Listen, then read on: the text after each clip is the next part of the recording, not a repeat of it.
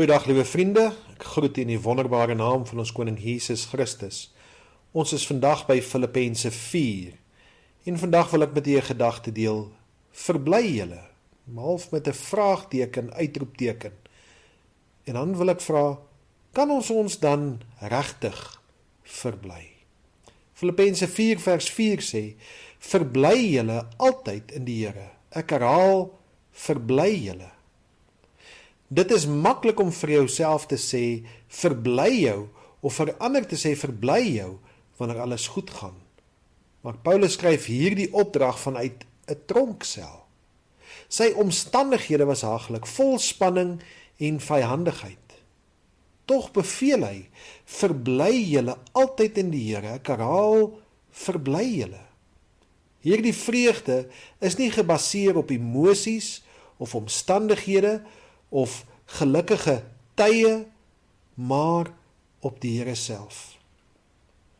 Wanneer ons vreugde in tydelike dinge soos stokperdjies, sport of selfs mense plaas, sal ons vreugde wankel wanneer daardie dinge weggeneem word.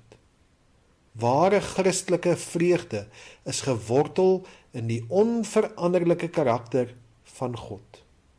Paulus gee ons die resep teen angs. Vers 6 sê, wees oor niks besorg nie, maar laat julle begeertes in alles deur gebed en smeking met danksegging bekend word by God. Die gevolg van hierdie gebedslewe is die bonatuurlike vrede van God wat alle verstand te bowe gaan. Dit bewaar ons harte en ons sinne. Paulus moedig ons ook aan om ons gedagtes te dissiplineer. Ons moet dink aan alles wat waar en eerbaar, regverdig, rein en lieflik en loflik is. Selfs in die moeilikste tye kan ons kies om te fokus op God se genade. Omdat Jesus aan die kruis vir ons gesterf het ons 'n ewige rede tot blydskap, wat geen aardse tronk kan wegneem nie. Vreugde is nie die afwesigheid van probleme nie, maar die teenwoordigheid van God in die middel daarvan. Ons hemelse Vader, Here, baie dankie dat ons die vreugde kan hê dat ons aan U behoort. Dat ons weet dat ons 'n kind van U sorg is.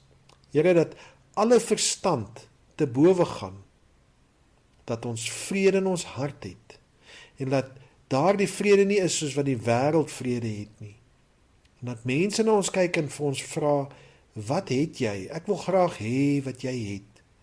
Here, gebruik ons as instrument om hierdie vrede aan alle mense daar buitekant uit te dra. Here, wanneer dit nodig is, dat ons ook woorde sal gebruik. Ons loof U, Here, vir die goedheid en die guns. Amen.